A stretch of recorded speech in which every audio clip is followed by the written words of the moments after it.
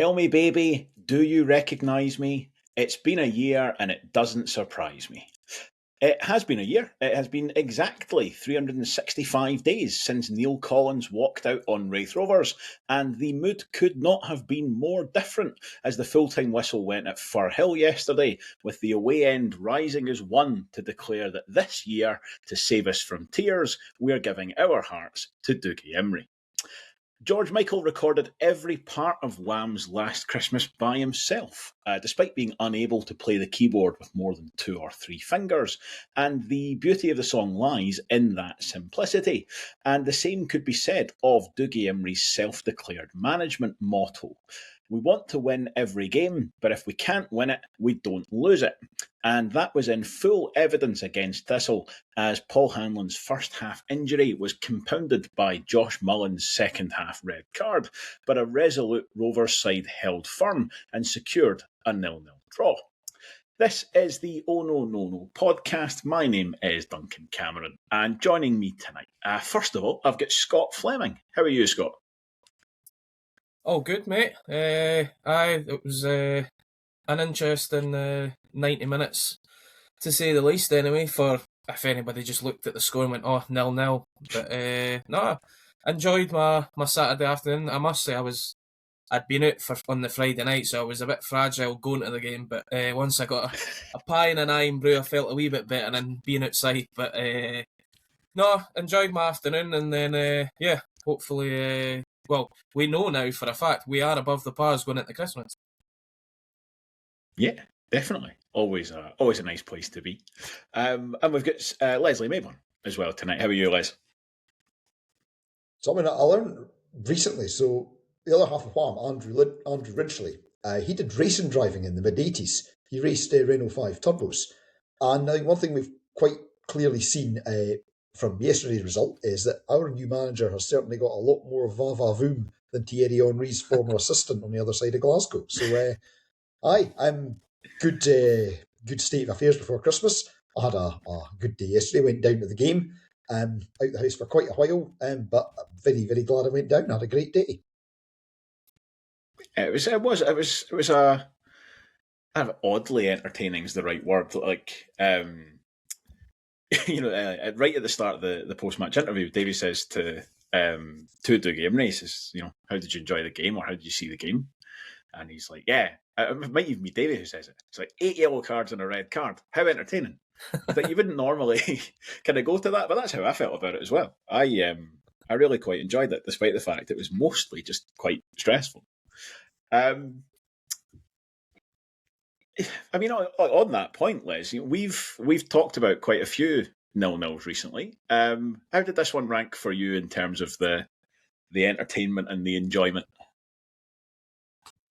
Oh, man, it was brilliant. It was like a pantomime. I mean, for a long time, I wasn't very keen on pantomimes because when I was a student, I worked as an usher at a theatre. So pantomimes just meant spending all of the Christmas holidays with bin bags picking up popcorn and ice cream and stuff. But that was actually quite good. We had no goals, but we had a red card. We had a rammy involving a pantomime villain, which everybody enjoyed quite a lot, I think, and an exceedingly stressful end to the game. Now, there was a guy in front of me with his kids who turned around to me at one point and said, "Come on, be positive," because I was not convinced that we were going to get the 0-0 over the line. So whoever you are, thank you very much. You were right and I was wrong. We did get it over the line. But no, I mean, it's another one where, so I was soon Pie and Bovril had tweeted out this morning the points for the last 6 games. And we've managed, like we were 8th, but as somebody else had pointed out in the replies, that includes 3 really good draws away from home against the top 3, which any team in the division would be really happy with, and 3 clean sheets as well. So no, I mean, on the grand scheme of things, it was really good. I mean, it's also worth just saying too, I mean, I was out running today and I've just got along and then I just collapsed and I had to lie on the ground for 20 seconds for no reason. So it's a known medical condition. Josh Ray must have the same thing. So, I mean, it can affect high-performing athletes. I was waiting to find out if the punchline was going to be Josh Ray or Tony Watt there. But I'm glad you didn't go for the kind of lowest hanging fruit that was available to you there. Scott, in terms of the kind of game itself and the layout of the game, I suppose there was a lot of talk in the pre-match. The boys were talking about how the Rovers might line up, and both in terms of the sort of the personnel and the shape. So this one in the end, Dougie stuck with the same 11 players, but it was a return to the sort of 4-2-3-1 that he prefers, away from that box midfield that worked so well against County. With the benefit of hindsight, as much as anything else, are you quite happy with that switch?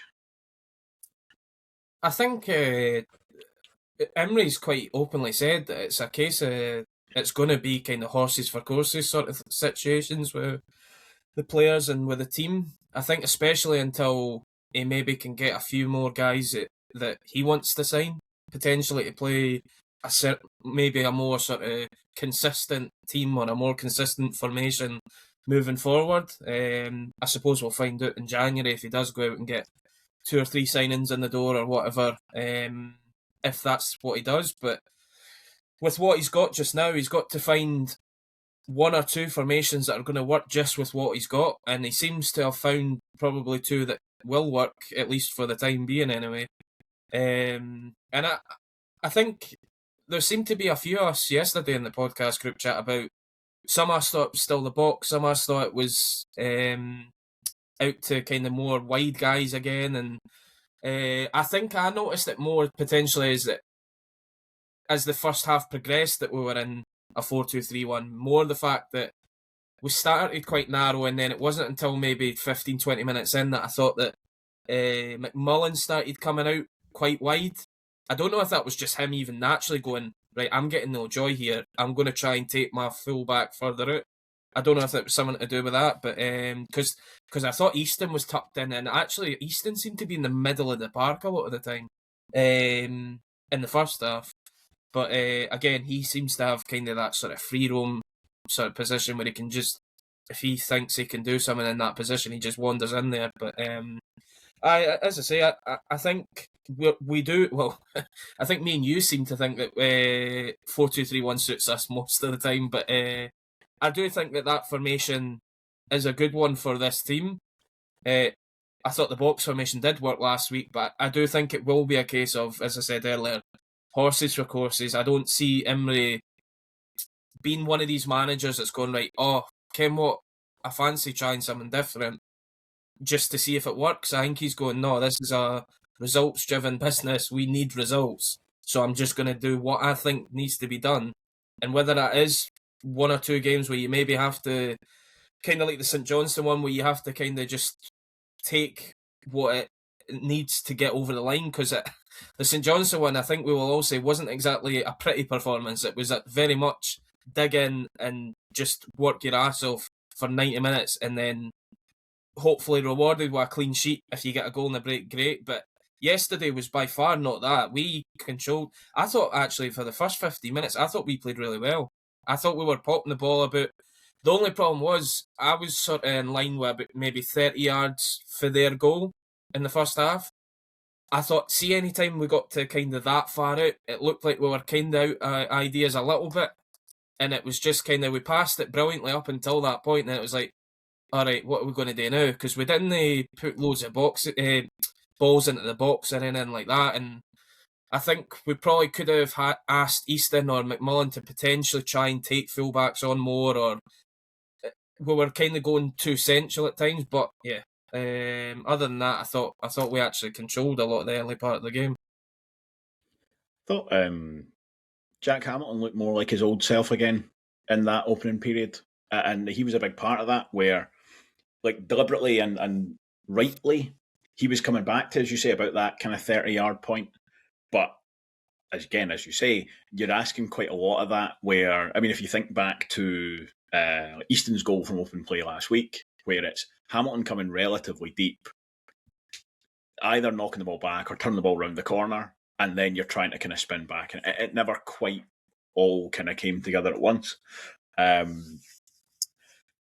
that opening period, maybe opening kind of 25 minutes, half hour, how did you see that in terms of who started better, who had the kind of upper hand across that period? we started well. And I mean, like Scott said exactly what I was going to say. I was actually writing it down to come to, which is that it wasn't like St Johnstone. We weren't parking the bus. We weren't sitting in, but we weren't going daft.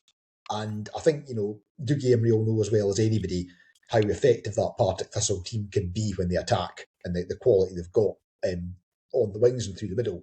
So it was quite evident that we weren't sitting in, we weren't parking the bus, but we also weren't pouring bodies forward when we got an attack. I did notice, about 20 minutes in, Paul McMullen got the Pep Guardiola treatment. He got pulled over and Emery pointed something out to him, and then he started to drift a bit more wide. And there was a few times we were trying that. Hamilton was winning the flick-ons, and he was directing them out to McMullen, or they were being put down for McMullen to try and beat Paddy Redding. So that was notable for me. I thought, we started. Interestingly, we started, I think, more strongly without having any clear-cut chances. We didn't really test their keeper at any point. We didn't force a lot, but we were getting the ball down there. We were winning free kicks in that area. We were putting a bit of pressure on. We definitely made the brighter start, I think. But as I say, without actually looking that dangerous. I don't mean that as a criticism. I think it was just how we were set up to play against a very strong opposition.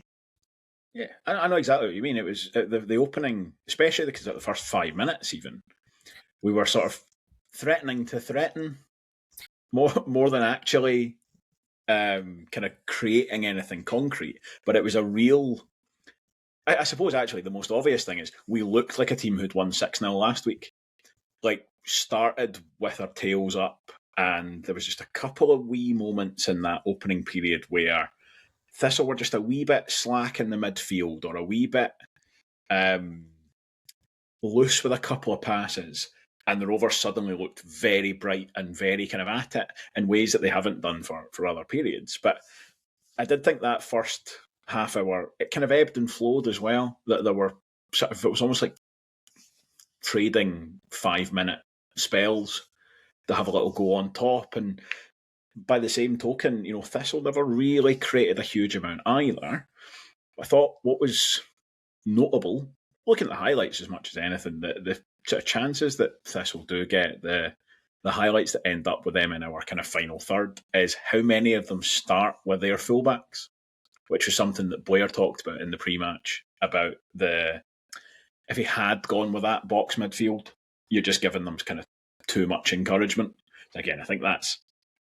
I don't think you could have gone with exactly that same approach. You need just a little bit more sort of resistance on the wings. And obviously, as the game goes on, we'll talk about how important it became that these guys were tracking back. But even in that first half, Easton and McMullen definitely doing the work that they needed to do out wide.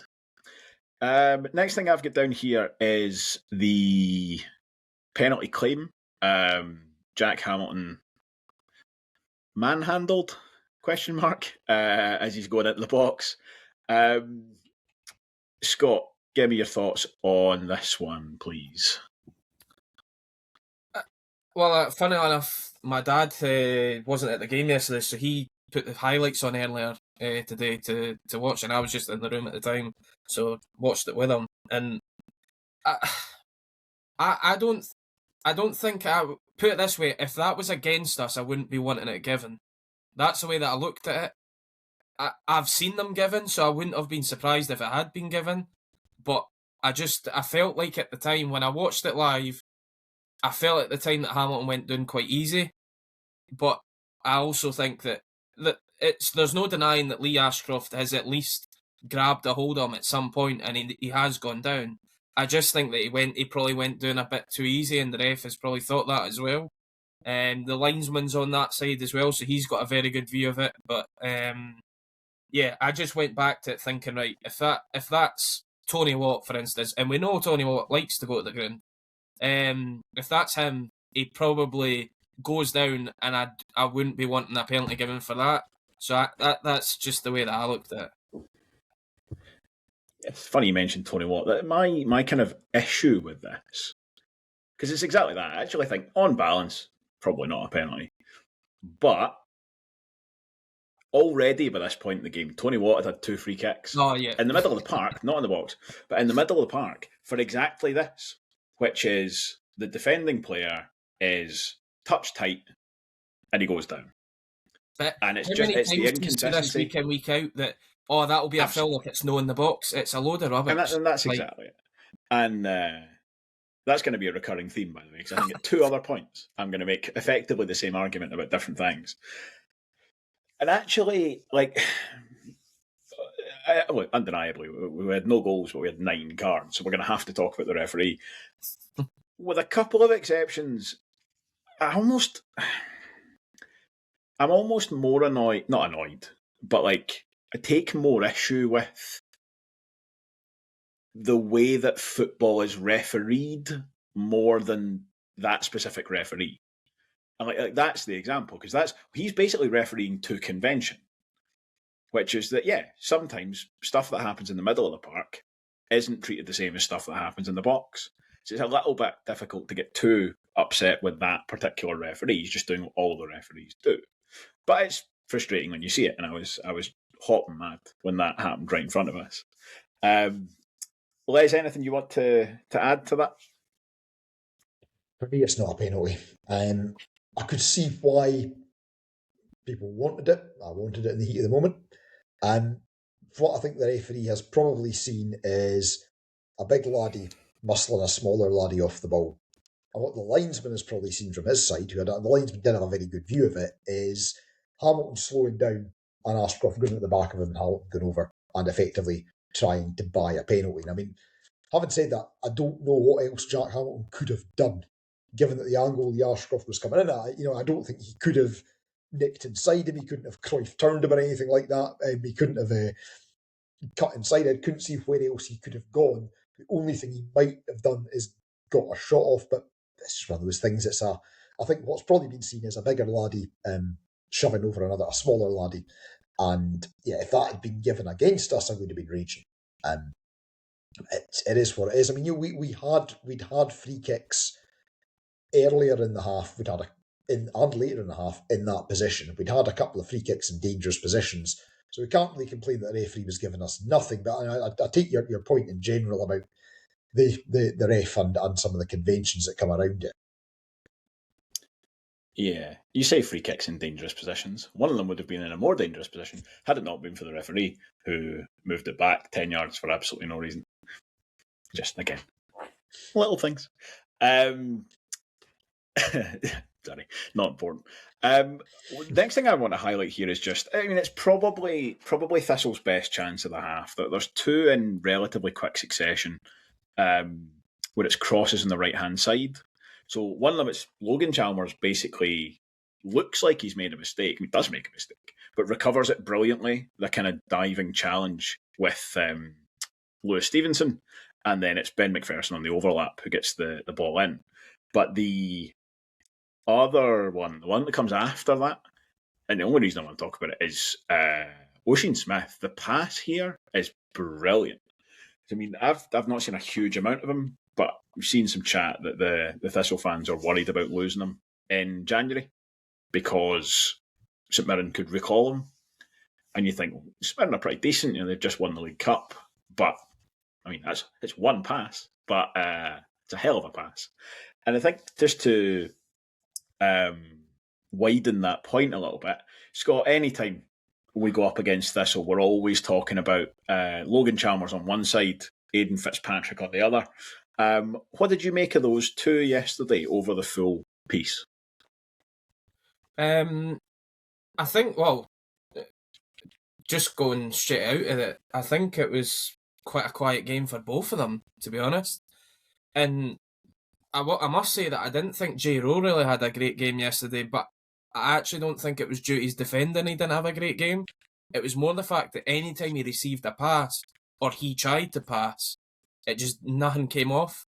So it wasn't necessary, because that's what we were all worried about going into it. Right, he's had a good game against County, wasn't he fully tested in terms of having a winger going at him constantly? But and Partick do it all the time. They'll even swap the 2 if they need to.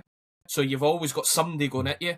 So that's why I was a wee bit worried of going, right, even if he does pocket one of them, they'll just send the other one over and give him a sort of a try and see if he can get better off him. But I don't actually think that Rowe actually had a bad game defensively. I do think it was just more the fact that just his touch wasn't there yesterday, and also when he was trying to pass the ball out and stuff, it wasn't great. But they two, yeah, I thought they had a quiet game. Fitzpatrick had that shot in the first half where it like curled by the post for about 25 yards out. But other than that, I don't even really remember the two of them really doing much in the first half. They put a couple of balls in that were dangerous enough, but O'Connor seemed to deal with them pretty comfortably.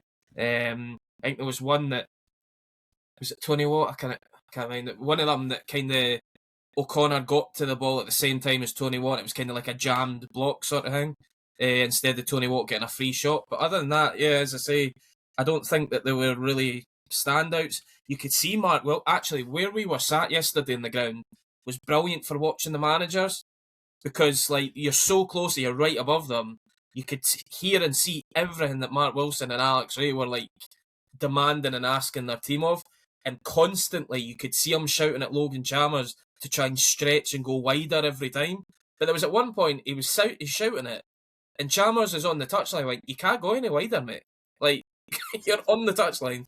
But I think they just clearly had a bit of an off day. But we know fine well on their day they'll harm a lot of fullbacks in the league, and so.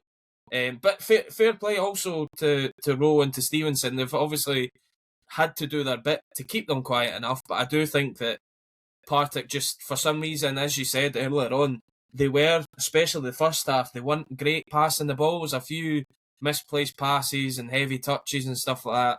But then in the second half, I do think probably the fact that the sending off happened, but they were a wee bit more comfortable on the ball. But again, without really worrying us too much. Both sides were quite. The passing wasn't quite as crisp as you would want it to be, and I don't know if that's maybe the surface or if that's just the nature of the game, that both sides were kind of pressing well enough. I know exactly what you mean with Rowe. Like the first half in particular, it's the sort of short passes, the little kind of intricate trying to build up a bit of pressure that it seemed like he just wasn't quite in the right gear for. Just when he's in a busy area of the park on that right hand side, and it wasn't quite working for him.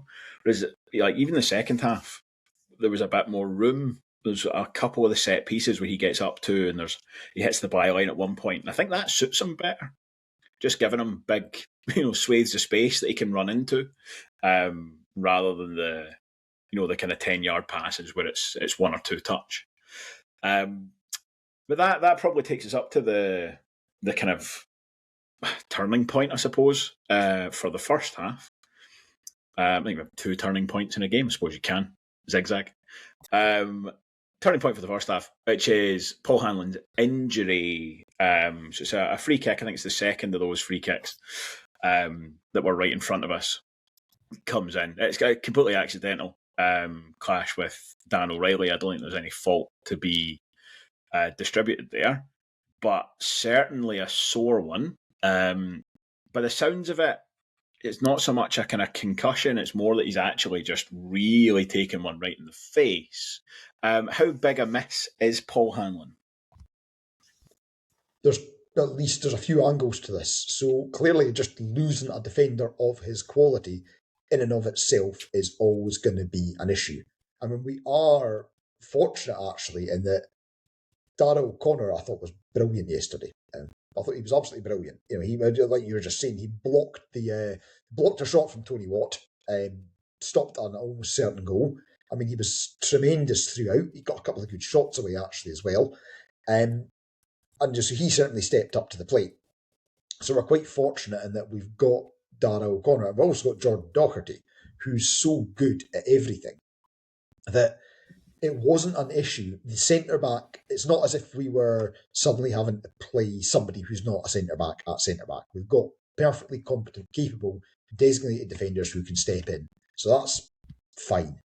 However, and there's a few big howevers there, I think the biggest concern is that meant we had to take Jordan Doherty out of the midfield. And the concern then is this is almost a repeat of 2023-24 again, where we spent large swathes of the season having to take Scott Brown out of midfield because we had a dying horse in the middle of the centre defence in Keith Watson. So the real concern there, that's the real concern is, and we saw that almost immediately, that we really lost a lot of control of the midfield. Again, just because we've talked about it a lot, Brown and Matthews are good players, but them together at the base of that midfield isn't ideal when you've got two of them trying to do the same thing. So the first impact, I think, is you're having to take Jordan Doherty out of the midfield, and he was so good in there last week, and he's been so good going forward.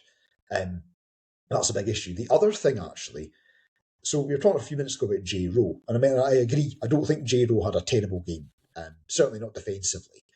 He had a very wobbly 5 minutes, though. He had a very, very ropey 5 minutes after Hanlon went off, where he picked up a yellow card. He misplaced a pass. He hauled someone down. I think it was Fitzpatrick, was it? He hauled one of the wingers down anyway, took a yellow card. He was getting balls trapped under his feet and everything. He had a very, very ropey 5 minutes. I mean, it was okay. It passed.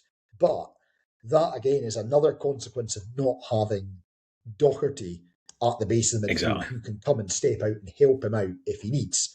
So the big problem is that you're losing Doherty from the base of the midfield, who can then, as I say, he can come out and help J. Rowe, just as Darrell O'Connor can. So you're losing that. So it's, losing Paul Hanlon in and of itself is a blow, and let's hope that he's not out for long. There is a possibility he may even be back with an iconic mask for the derby. I've not got any inside info, by the way. That's just me completely hypothesising about what happens to people who have facial injuries in Rovers, Dunfermline derby games.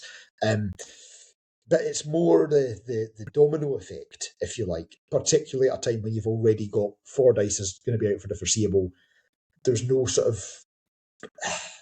something I always look at when I come in at the start, if I get in a good time before kickoff, is who's doing the warm-up. Because sometimes you might have somebody who's injured, but if they're doing the warm-up, it's usually a bit of a sign they're maybe not that far away. And I noticed Sean Byrne wasn't doing the warm-up. You wouldn't expect Fordyce to be in the warm-up. And Vaughan wasn't either. So we're losing somebody else who can offer you something different at the base of the midfield in Byrne. So, which is a very long and convoluted way of saying, Hanlon, losing him in and of itself, yes, it's a blow, but the consequences that has in the middle of the park, I think, are much, much more severe. I think just to touch on the Paul Hanlon situation as well, for me, it's actually more the fact, it's not the case of like shifting Doherty about. We've seen how versatile he can be. It's actually more the fact that with the lack of centre-back depth, now that Fordyce is also injured, like, see, you're basically now down to Doherty and O'Connor as your kind of centre-halves that, well, Doherty can play in a few positions, but he can play very well in centre-half, so you can class him as that. But once you get past them, like, see if one of them went down with an injury yesterday, after Hanlon, what are you doing?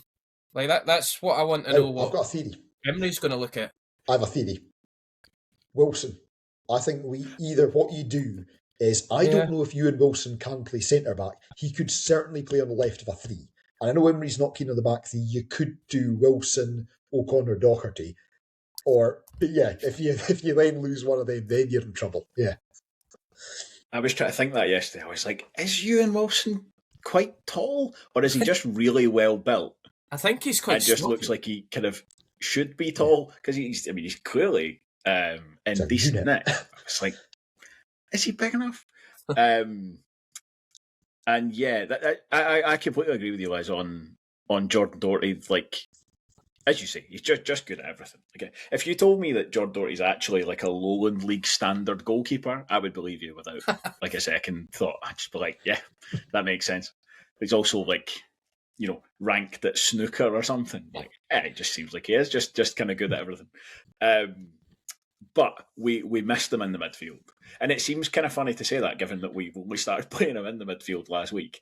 But we did, as you say, that kind of shaky spell that J. Rowe had, I thought was exactly that. It was, he had the kind of confidence to do what he was doing beforehand because he knows Jordan Doherty's there.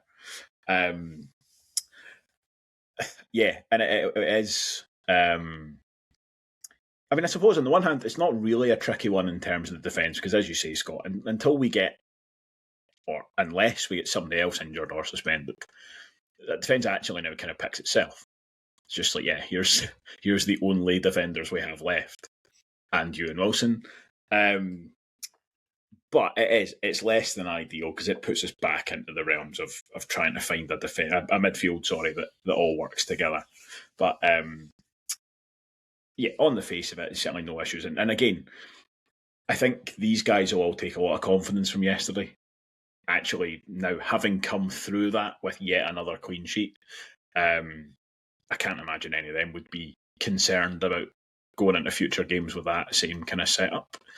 I did worry a little bit when Hanlon went off and we moved things around, that because we've discussed it, it feels like the whole season, the whole Matthews and Brown in midfield, and I was like, right, how is this going to go now with Doherty no in there protecting them, no Sean Byrne in there to protect them either, and it's like, right, we're back to what we've kind of been moaning about a lot of the time this season, and I was kind of glad that the two of them had a good game because it was like, right, well, they can do this job.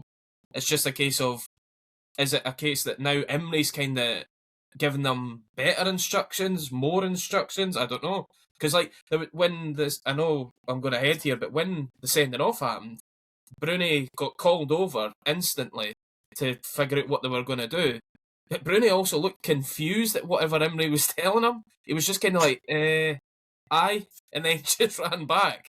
And then it was just a case, and he kept looking at him for the next minute as if, like, right, are we doing what you've asked? Or well, I think that might well be something that Emery says in his post-match interview, which is that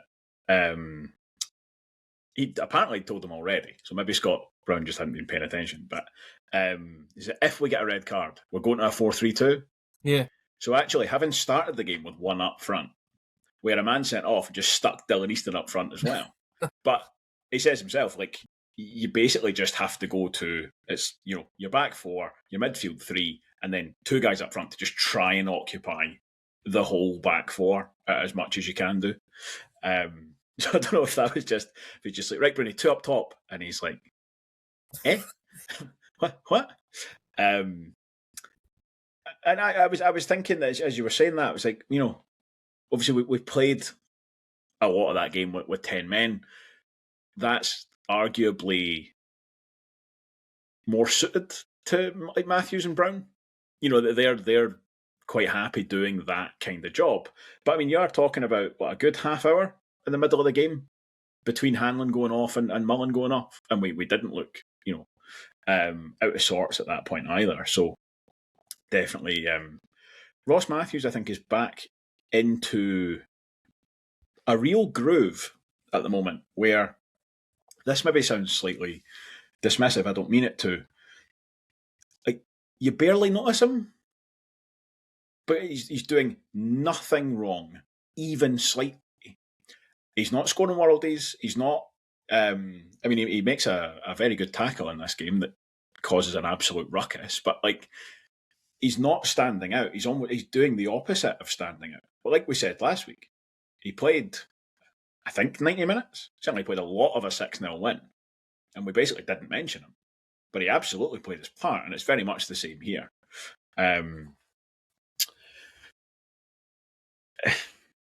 So there's a couple of points before we do get to the the rammy in this game. I think possibly our best chance is a half volley from Darragh O'Connor, which is probably not the most positive kind of sentence. You probably hope somebody else was getting chances, but he's not very far away at all. And that whole chance is another one of these ones that starts with a set piece that's just very, very deliberately lofted straight at the head of J. Roll. And I know we've talked about it a little bit, but he really is. The more and more you see him, he's so good in the air. Both in terms of wins his headers and gets them to go where he wants as well. Which, again, that sounds pretty straightforward, but it's not always. And then the other point is Dan O'Reilly's booking. So the referee is very unhappy with him here, as he is in possession of the ball, and he plays a pass upfield, but he sort of catches Paul McMullen on the follow through. Les, what did you make of that? So I'll start with, I'll just say a bit as well about the chance that we had, and absolutely. I mean, again, what's great to see J Rowe getting a header, Jack Hamilton then getting the knockdown, two players who we'd hoped we would see more of exactly that kind of thing from, and then O'Connor, very unlucky. O'Connor did also have a chance in the first half. The guy sitting next to me said, smash it, and he did, and then just sailed over and out into the nature reserve. But I mean, we can't blame Darrow O'Connor for having a crack. But on the yellow card at the time, I thought it was a stick on yellow. Having seen it back, it is maybe a bit unfortunate for Dan O'Reilly in that it's not the most heinous crime he commits. It's not the most heinous crime he commits all afternoon. But yeah, he has the ball, he releases it, and he then probably doesn't even know that Paul McMullen's there. Probably possibly one of these ones that's the analogy I've used a few times when we used to see Gareth Bale playing for Tottenham. The speed he moves at, any time you take him down is going to look a lot more dramatic than it is, just because of the speed the ball he's going at. And then there's that Paul McMullen was coming past it and accelerating pretty quickly, and he gets cleaned out completely.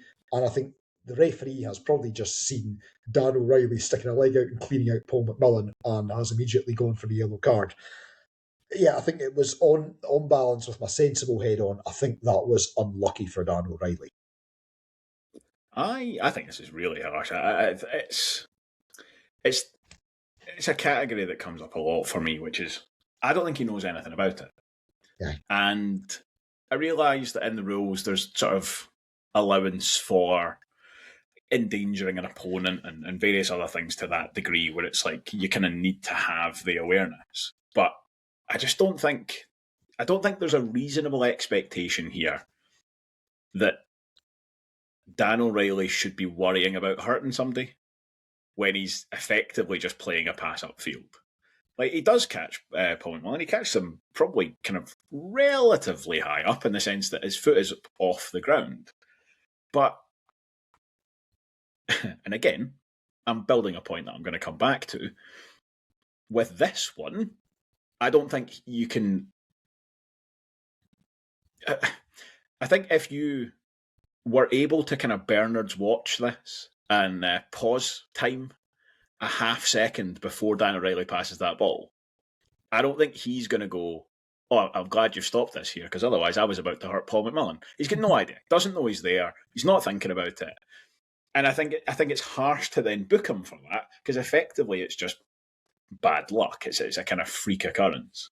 But in fact, you know what? Let's just take the two incidents together. We're slightly out of order, but we've done it now because I think that contrasts very sharply with the second Dan O'Reilly incident. So he's booked for this one, and then slightly later on, after the Rovers have had somebody sent off, he then catches Dylan Easton in the face with a raised arm. Now, I don't think this is deliberate at all, but if you're going to book him for the first one, I think the second one is absolutely in the category of you should have enough awareness there that if you're running towards another person and your arm is up at head height, you might clatter them in the face. And I just think of the two... Now, again, I don't think the first one should be a yellow card, so I'm not arguing that Dan O'Reilly should really have been sent off. But I just think it's odd refereeing to look at those two incidents and give a booking for the first one, but not the second one. But obviously, once you have given the booking for the first one, you have to then send them off. That's, I mean, come on. But I thought that was like I said, a couple of these things with the referee. Still got another one to go where it's the application of the rule as much as anything that kind of gets in the way. But we'll cover that one because it's part of the rammy. So Ross Matthews, perfectly good tackle to start this off. Kind of dives in with a scissor motion, perfectly legally, to take the ball away from Tony Watt. Darragh O'Connor kind of picks up the loose ball that Ross Matthews has loosened and Ocean Smith comes flying in out of nowhere, catches him fairly high up again, and then a melee ensues.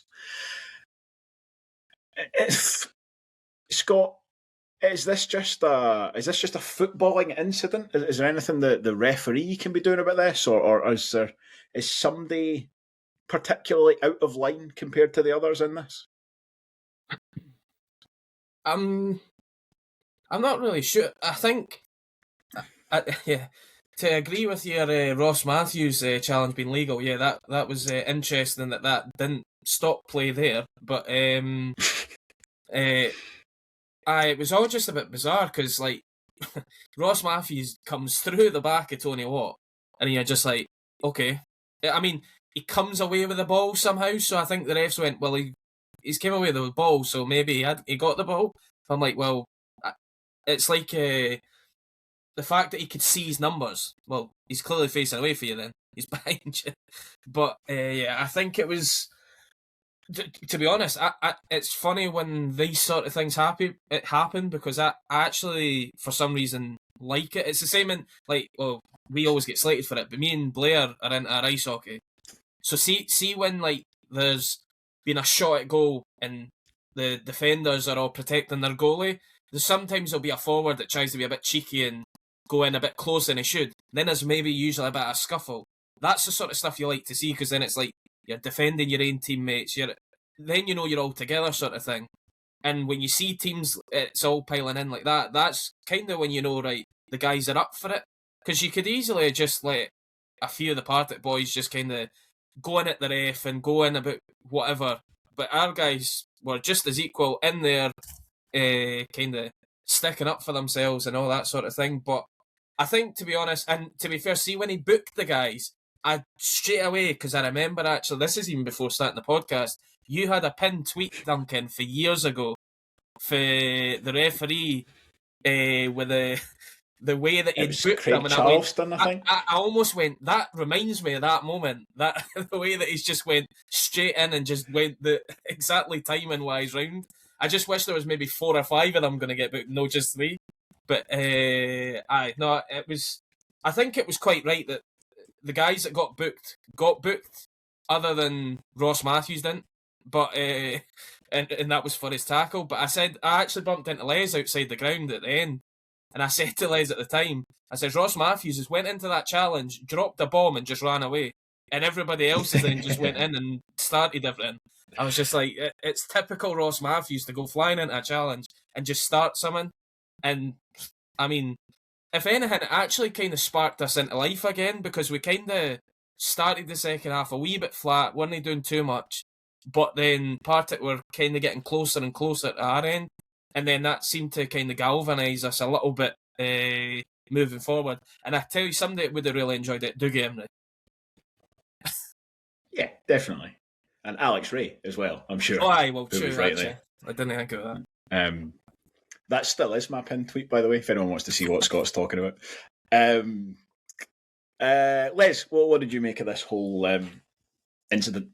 Fracas. I'll tell you someone else that would also have loved it as Andy Millen. I'm sure the Millen family love a rammy. He'd be very, very up for it. I mean, this is the thing with a rammy. Unless somebody throws a punch, or unless there's some discriminatory language that gets picked up, everybody just gets a yellow card. It's standard rammy procedure. Everybody that's involved gets pulled aside and gets a yellow card. Yeah, again, the Ross Matthews one, that's exactly like Scott was saying. He just lobs a grenade into the arena and leaves, despite having set the whole chain of events off, and escapes without any caution. The Smith challenge, yes, that was probably dangerous, but probably, again, for his part in the whole thing, got a yellow. My view of it was quite funny, because I had a pillar in front of me. So it was like a Wes Anderson film or something. Like, I would just see this pillar, and then bits of it happening here, then bits of it happening over here.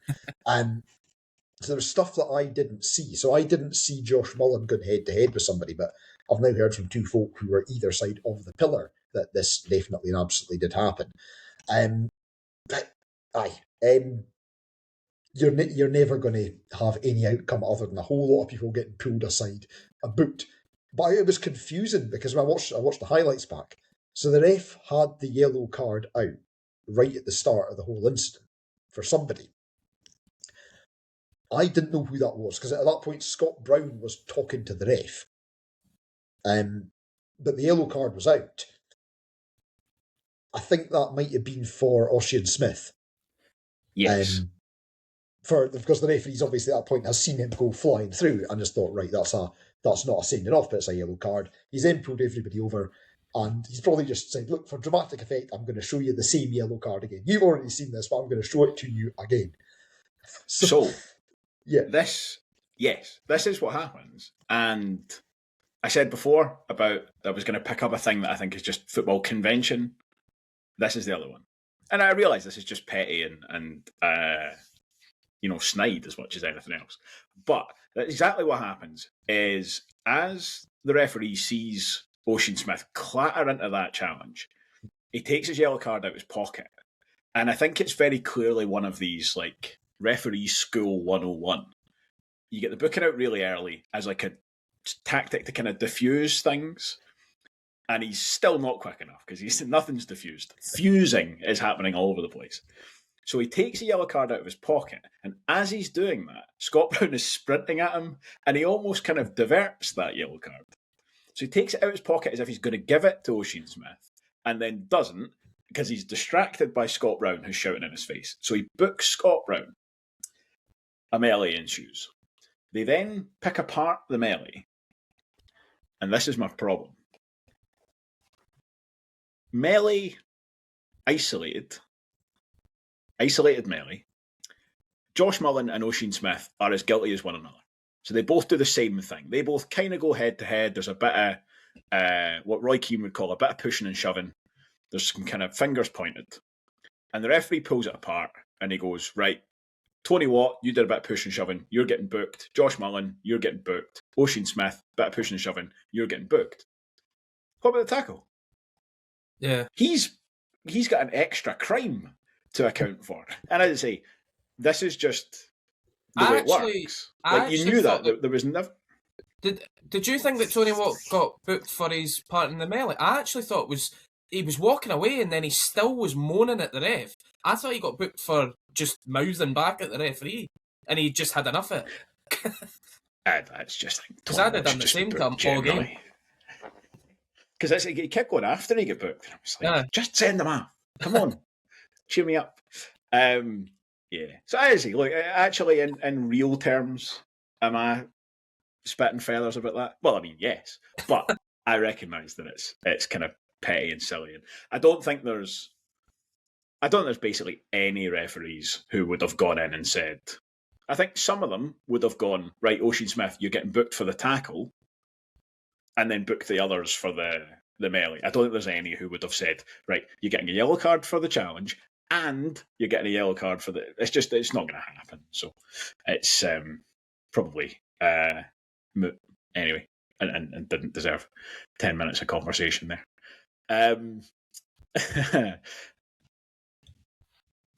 So,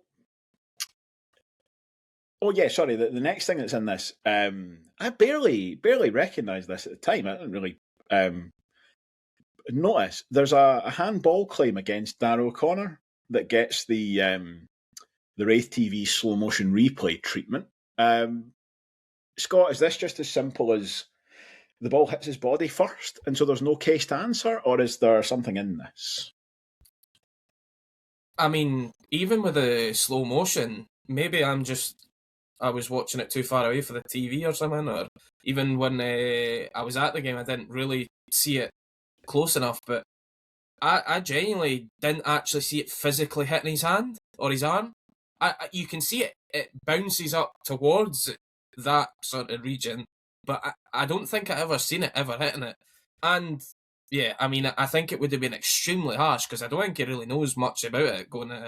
And now I get that in these days, handball, what is handball for a start? Because the amount of times whether you mean it or not, if it hits your hand these days, a lot of time they just give it even if your hand is next to your body or it isn't or whatever. But I genuinely would have thought it was extremely harsh if it had been given, and almost like, well, that's incredible eyesight for the referee if he can see that.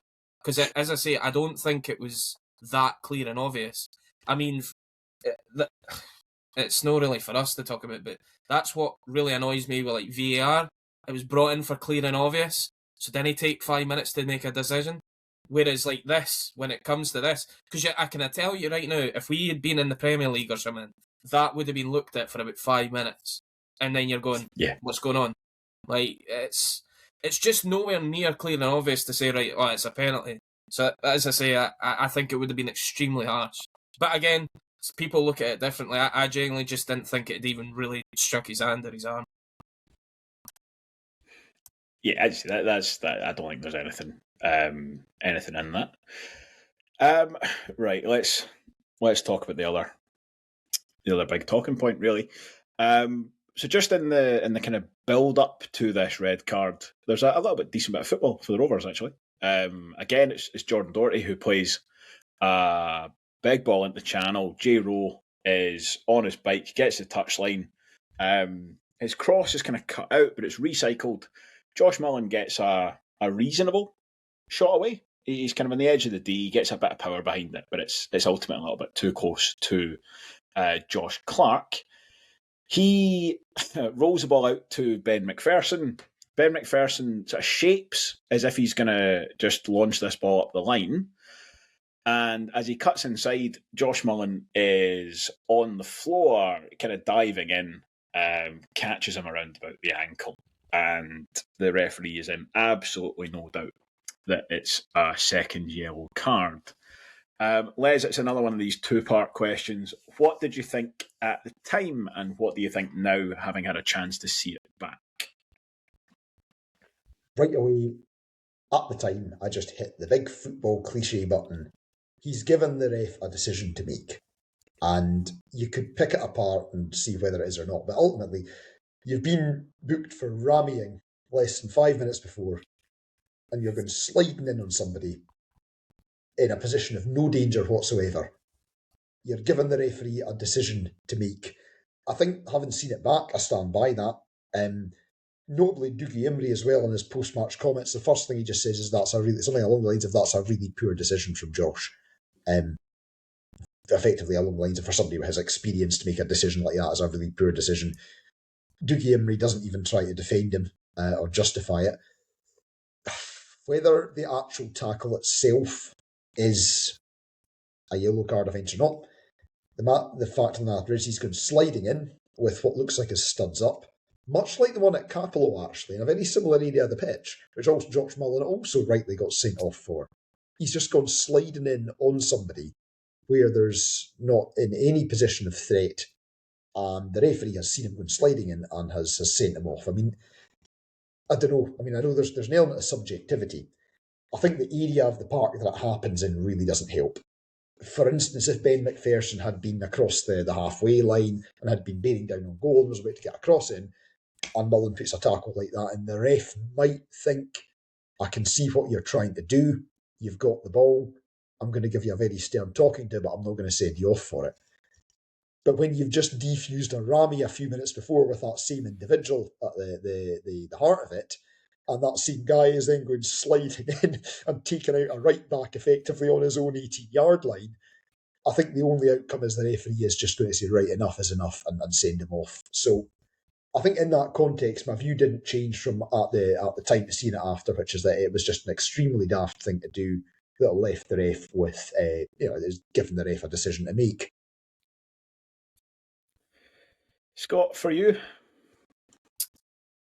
Yeah, I don't really disagree with anything that Les has said there. I said to my dad, he was asking me, obviously, he wasn't at the game yesterday, so he was asking me my thoughts of the game when I got back to the house, and I basically just said, he was like, before the highlights and stuff came out, do you think it was a sending off or was it deserved? And I says, well, he's not really connected to him much, but at the end of the day, he's went flying into the challenge and he's made the referee make a decision. And, like, I mean, these days you don't really need to make that much connection and a player can go down and make it look like he's been killed, basically. But it doesn't matter. You have gone in sliding like that and the referee has a decision to then make, so it's out of your hands. And when you're on a booking, especially, that's the thing that you could tell it frustrates everyone, but also Doug Emery, who said it in his interview, is just like, look, you can't be doing that on a booking. Like, and it was the fact for me that he'd just been booked not that long before it. Like, fair enough, I suppose, if you've been booked in like the 5th minute and then it's in the 85th minute that it happens. Like, it's a complete, almost a full game that it's happened. But to happen so quickly, you know you're on a booking, and you know you can't go in like that on a booking. It's clearly just a few seconds of just Mullin thinking. That's what it looks like. It's just that because somebody at his experience, I could almost understand even if it was a young, energetic guy trying to see if it was Kai Montague, for instance, that was on a booking and went in like that. You go, right, he'll learn for that. But that's something that Josh Mullin should know about. Like my dad said it earlier. He's like, oh, Mullin was sent off for something similar to Morton earlier this season. I was like, well, it was similar in a way in the fact they went flying in, but he actually made contact with the boy in Morton where he didn't here. But yeah, I can see why. As I say, I'm just going back to my point. I can see why the ref's done it, because I just think that you've put yourself in the position, and the players made the most of it. Because I don't think he's made enough contact to actually make it a booking. But the players probably done Mullin as much as Mullin looked like he went in to do him. But that's just the way that I kind of came out of it. Yeah, I think the big difference between this one and the Morton one is that you're right, Les. It isn't exactly the same area of the park, but we were shooting the other direction. Josh Mullin was playing it right back, where he's just playing it left wing here. So actually, it wasn't exactly the same part. He was just playing exactly opposite.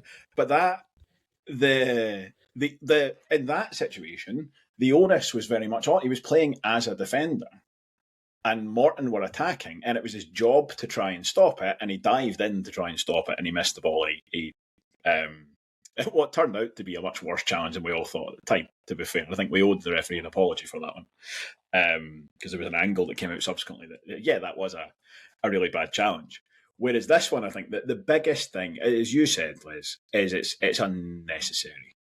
Like, he's given the referee a decision to make because he doesn't need to do it. He doesn't need to do it at all. At the time, I was kind of at the far end of the stand, so quite a kind of narrow angle. I thought it was much worse than it actually was. I thought he'd really clattered into him. But as it is, I think he does catch him. So I think Ben McPherson makes a little bit more of it than he would maybe necessarily have to. But I also think that he's well within his rights to do so. I would absolutely expect a Rovers player to do exactly the same thing at the same point. Having kind of slowed it down and looked through it, there is contact there. And again, I think this is just, unfortunately, it's Josh Mullin just because he sort of dives in front of Ben McPherson. Like, he's diving in to block a ball up the line. And if he just does that, he's probably fine.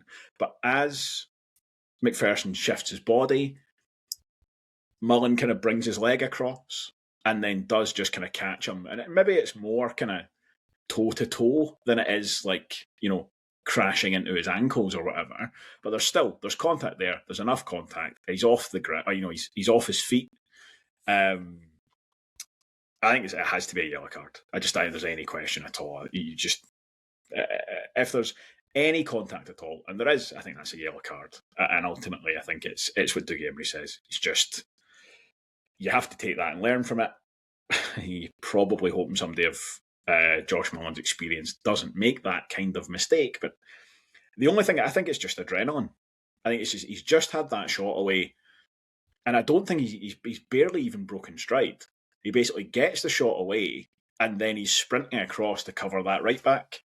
And it's almost that kind of like, oh, my shot didn't go in, so now I need to get back and cover so that I'm not leaving the gap there. And he's made the mistake. As soon as he comes off his feet, he's made the mistake.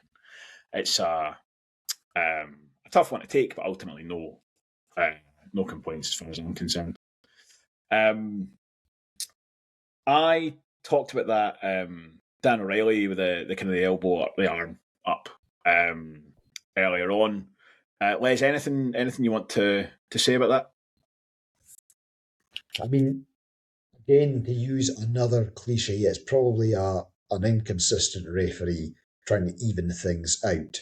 And that he maybe knows, okay, the first one perhaps wasn't a yellow. This one certainly was. Put together, the ref's probably thinking, put together, they're probably not enough for a red card, so I'm just going to let that one slide, which is probably not how you should referee, but he probably gets to the right place in the end. If we'd had a guy sent off for those two challenges combined, you would probably think it was harsh. Across the piece, Dan O'Reilly does deserve to be booked, but probably for that one rather than the McMullen one. Yeah, I think that's fair. I would agree with that. Right, let's get away from the referee, get back to football a little bit. Really, I mean, from that point on, you could probably take more or less the rest of the game as. I mean, I was going to. In my notes, what I've written is Thistle's late onslaught, but now as I look at that seems a little bit kind of overblown. It was a kind of a series of half chances over that last 20 minutes or so, and a kind of free kick that was central, probably the most dangerous moment. Scott, when we still had 20 minutes of that in front of us, did you feel like a goal was inevitable at any point? I don't think in 90 minutes a goal seemed inevitable. I think I said to you either earlier on in the recording or even before we started recording that I thought the whole game, any chance was just a half chance for either side. So I can't say at any point I thought, other than literally 90 plus 5 or 90 plus 6, when they've got the ball just outside the D of the box, that's the only time I was kind of ever a little bit worried. Because I thought that they didn't cut us open or they didn't really throw too many balls in the box that I thought that were really worrying our defence or causing bother. There was one, I think, that kind of went over Ray's head and he was kind of tracking back to try and get it and he ended up colliding with the other two boys. But it seemed to be deep enough that it was actually kind of heading out anyway. But, yeah, and as you say, I don't think you can... I think the Partick fans wouldn't even say that you can call it an onslaught. Like, I think they were more frustrated at the fact that their team didn't really do anything against 10 men. I mean, like, if I flip it and it was us, I'd like to hope that we would be putting more pressure or creating more chances than what Partick did yesterday. And yeah, whether they probably...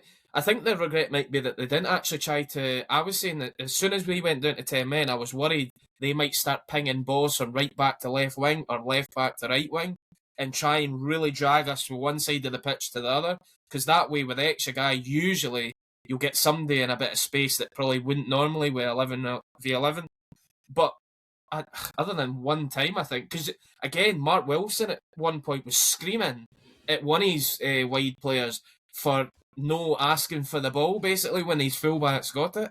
And I was just like, well, whether that's down to the fact that we've been very good at stopping them or they just are running out of ideas, I'm not sure if it's a bit of both. But when that free kick happened, though, last time I was at Firhill was the game that we barely saw the game. We lost 1-0. Kyle Turner scored 90 plus 6. Doon a man, and I went, this is exactly the same scenario here. We came here, we've had a man sent off, and we're about to concede 90 plus 6. I was like, I'm not coming back to Firhill if that's the case, because this is just ridiculous. But thankfully, it was an okay strike, but it was easy enough for Ray to punch away, and then thankfully the ball went back into the box, and then Ashcroft did a centre half finisher with a bar, and that was that. But I wasn't overly worried with what they were producing, because I mean they hadn't been producing really too much for 60 minutes. Never mind when we're down to 10 men. So I just think in general, as I said earlier, that it was a game of just half chances. Really felt like that point where, as you say, they should have been trying to just kind of amp up the pressure. The ball just Lewis Stevenson just kept cutting out. Sometimes it was misplaced passes, sometimes it was just really good interceptions, but just every time they tried to do that, within 20 seconds, Lewis Stevenson was just running away with the ball again, which is absolutely, his credit to him. The thing that worried me most more than the free kick, more than Josh Ray, dropping that cross, was the amount of stick Tony Watt was getting from the away end. That he was going to score the there's winner. no way. There's no way you can berate Tony Watt this much for half an hour and not have the gods of football throw that back in your face. So again, and a recurring theme for this podcast, shows what I know. Les, how did you find the last half hour, I suppose? Yeah, as I said, I just had this feeling, like Scott saying, that there's a sense of inevitability about it, and that they were going to score it, and that it was probably going to be Tony Watt, and that he would celebrate in front of us. Interestingly, now, like you said right at the start, Emery's thing about, if we go down to 10 men, we'll go effectively 4-3-2. That is interesting, and because I hadn't realised that that's what the idea was. Because I was thinking they got to about 80 minutes, and I was thinking we're going to see Ewan Wilson coming on just as another defender to kind of just shore things up and try to see this out. That did not happen. And it does actually make a lot of sense when you see it, because, I mean, we didn't do it as well as we maybe could have, but if you end up just putting 5 defenders on you, all you're doing is inviting pressure. And, we were trying to keep an out ball. It didn't always work as well as it could have, but we did get a couple of chances. We had a free kick very near the end, down in the far corner. We had a couple of chances. Scott Brown was actually getting forward. Richard Chin was trying. I mean, again, it wasn't always working. Paul Niso was trying as well. They were trying to make something happen, again, without being stupid. So I mean, that was, again, that's maybe tactically something that's a credit to Emery for thinking about that, because it would be very easy just to think, right, we're just going to backs to the wall and try and shit-face this out. And while we were doing that to an extent, there was still that effort there to say, look, maybe if we can, there's a chance to try and nick something from this. But no, I did not enjoy that free kick at the end. I really did not enjoy that. But again, it was one of those ones I didn't actually hear the final whistle. I heard there was a lot of and again, also a big shout out to our support. The singing in the last 10 minutes was incredible. Just getting the guys over the line. The wham last Christmas for Dougie Emery. Again, I thought this is going to blow up in our faces and we're going to lose. But no, it was a stressful last 10 minutes. Let's just put it that way. I was quite impressed, and if impressed the right word, with the couple of sort of attacks that we did have in the last kind of 5 minutes. So it was Chin had one in particular where he was kind of breaking down that left-hand side. And it looked to me, and I can only imagine I was wrong, that Dougie Emery was telling him to take it to the corner, and instead he was kind of angling in towards the goal. And as you say, that we got the free kick from that, and then there was 2 long throws, one on either side. And I say the bit I was sort of impressed by was, sending Darragh O'Connor up to take those throw-ins. The free kick was swung into the box, and we had, the defenders were up for it. There was no sense with those kind of direct attacks. There was no sense of we're here for a point and that's all we want. We'll talk about the kind of wasting time that happened in a minute or two, because that's obviously the other factor of the game. But I think it would have been quite easy with those just to kind of continue in that kind of siege mentality, and it's basically just, especially with the throw-ins, I'll just try and keep the ball in that corner. It's a really good point. We'll try and keep it. I have to say, I'm not entirely sold on Darragh O'Connor on the long throws, by the way, purely because it's he's one of the 2 guys who's going to be able to flick this on. I'm happier when it's Ewan Wilson. But on just again, as I say, it was a notable element of the game. So both Josh Ray and Paul McMullen were booked for wasting time, and that was with about 20 minutes still to play. Les, how do you feel about it? What's your hot take on wasting time? I'm just delighted we're doing it now. So last season, Livy were really, really good at this. Livy were brilliant at running the clock down, and it's extremely annoying when you're playing against it. But I remember even thinking with Livingston and also with Morton as well, last season, we'd sort of grudgingly be saying, look, there's multiple ways to get points out of a football game. And it's what you do, and if you can do it well, then great. I mean, we used to get elements of that with Ross Mullin. So, sometimes if an opposition player was down getting treatment, Ross Mullin would come up and he would take a swig of water out of their bottle. When I was in primary school, I got in trouble in PE because my education of seeing football was solely watching the Rovers. And I didn't know that you weren't supposed to go and give somebody a kick when they were down injured, because all I ever used to was seeing Davy Sinclair doing that. Anytime somebody was down, Davy Sinclair would come up and give them a kick. And that's what I thought you did. That's what you did. So I did this in PE in primary 5 and then got in trouble for it. Anyway, but the point is, I'm actually quite, in a way, it's good that we are picking up the dark arts.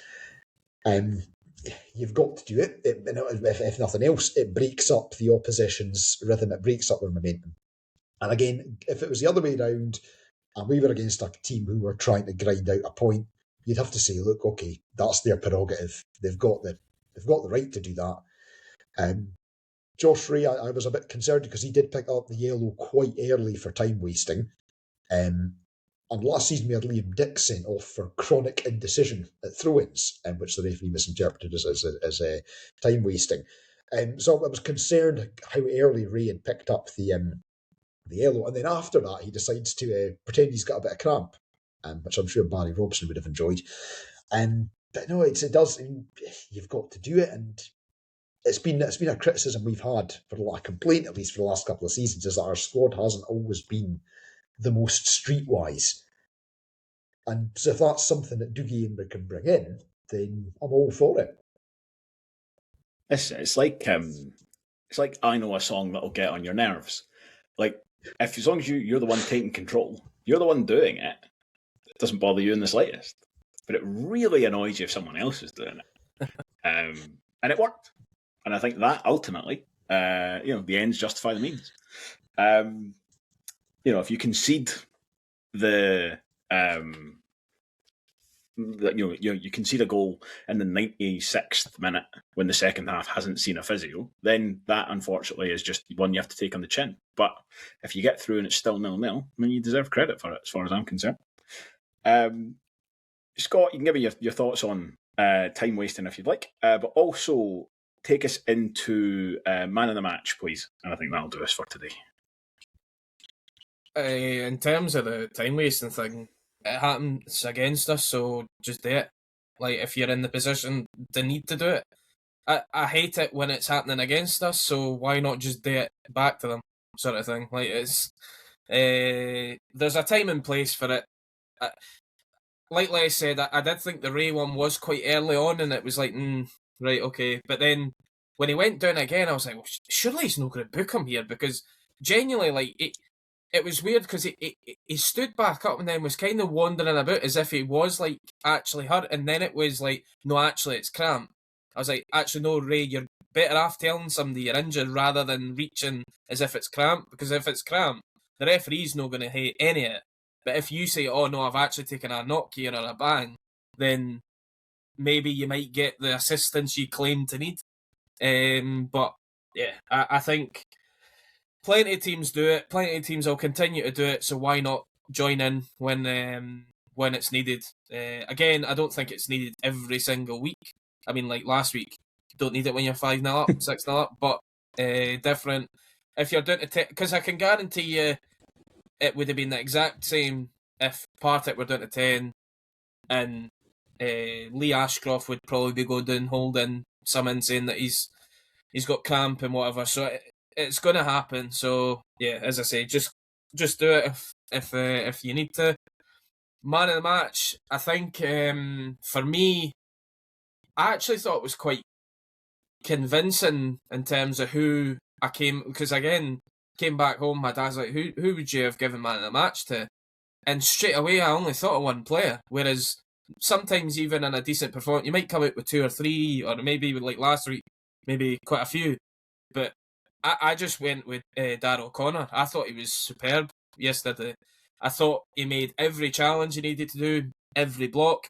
I turned to the guy I was sat next to yesterday and said, this sort of performance, it was like a Pete Ewan Murray performance of somebody just got in the road everything, he did everything, volleyed everything, including people. And then, yeah, it was just a case of whatever it took to keep a clean sheet he was doing. So, yeah, for me, I would have given it to Darrell O'Connor yesterday. I thought it was... we said it last week with a few players. I thought this was Darrell O'Connor's best game in a Rovers jersey. Les, man the match for you? I would have gone with Darrell O'Connor as well. I thought he was tremendous. And again, having to step up when Paul Hanlon went off, I thought he was magnificent. Honourable mention as well for Lewis Stevenson. Like we'd said, the last 10-15 minutes, anything that came into that area, he either just battered out for a corner, knocked it away for a throw-in, or nicked the ball off the Partick player and tried to launch a counter-attack. So that nullified one of the wings. I also just a word as well for Jack Hamilton. Again, I thought he was tremendous in the first half. Knocking things down, flicking things on. He had a really thankless task once Doherty moved into defence, and then especially once going down to 10 men. It was a tough shift for him, and you couldn't blame him for not having a lot on. I thought he started well again too, but no, Darrell O'Connor was a man of the match for me. Yep, it's a clean sweep for Darrell O'Connor. I've got him down top of my list as well. But my honourable mention would be Josh Ray. A lot of clean sheets recently, and we haven't talked about him a huge amount, to be fair. And he did make some important saves there. A couple of them that were maybe slightly unorthodox, possibly, but keep the ball out, that's all that matters. And possibly didn't come with anything, but if he hadn't dropped that one cross, maybe he would have snuck above Darrell O'Connor for me. But no, you're absolutely right. I agree with everything you both say. Darrell O'Connor, stand out. I think he possibly certainly had our best chance, possibly our two best chances. And an absolute rock in the middle there, including having to be shifted from the right-hand side to the left in the middle of that defence. And we spoke about him a few weeks ago about the fact that hadn't really missed a beat coming in for Callum Fordyce. And if he's keeping on improving, which he seems to be, then certainly I think we'll all be absolutely delighted with that.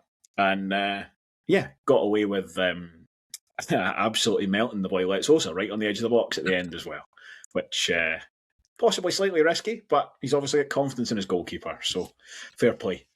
Right, I think that'll do us. Thank you, gents. Thank you, everybody, for listening as well. I think there's still some scheduling to be determined, but I think you will hear from us again before Christmas Day as we gear up for a huge derby on the 27th. So we will speak to you again then. Thank you and goodbye.